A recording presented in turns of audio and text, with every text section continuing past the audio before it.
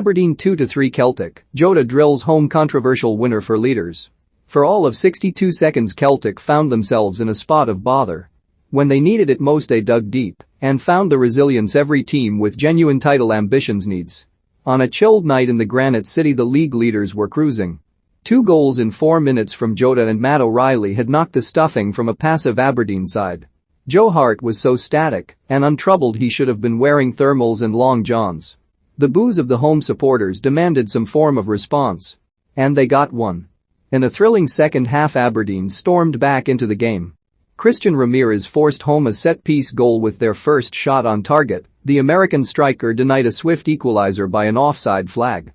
Aberdeen, 4-3-3, Woods 5, Ramsey 5, Kennedy 45-4, McCrory 5, Gallagher 6, Bates 5, Hayes 6, McGeoch 4, Oho 45-6, Brown 6, Ferguson 7, Bessagen 6, Ramirez 7.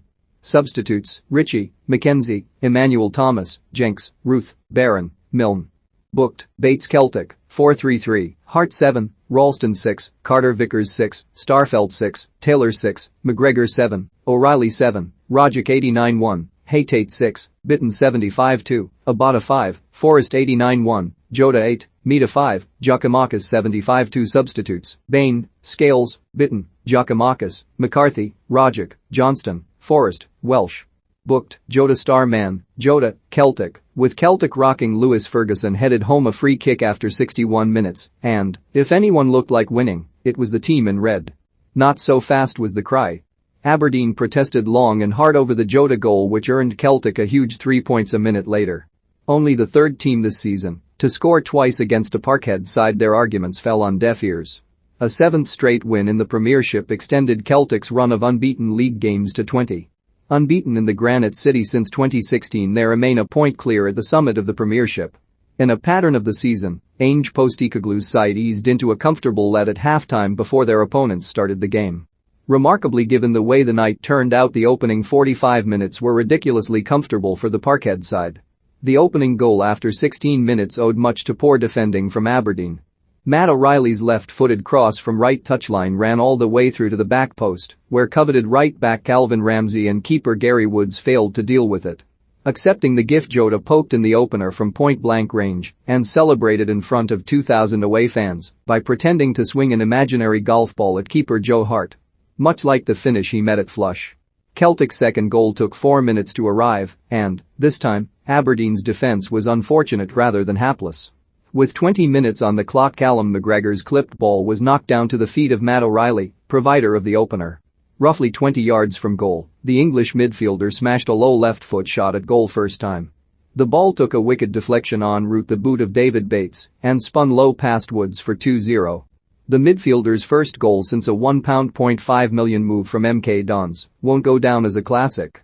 In a nip-and-tuck title race Celtic can't afford to concern themselves with how they reach the finishing line. Only that they do. With a 2-goal lead Celtic could play free of stress or anxiety. They could, probably should, have had one more before half-time.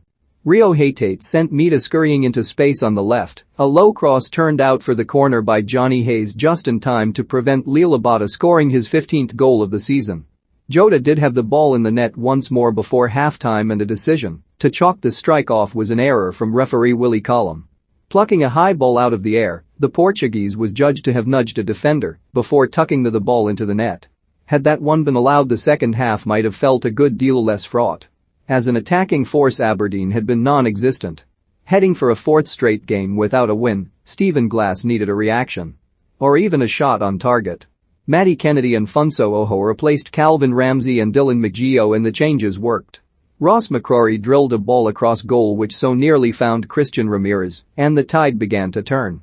With their first real attempt on goal the Pittodrie side battled their way back into the game. A free kick in a dangerous area produced a move straight off the training ground.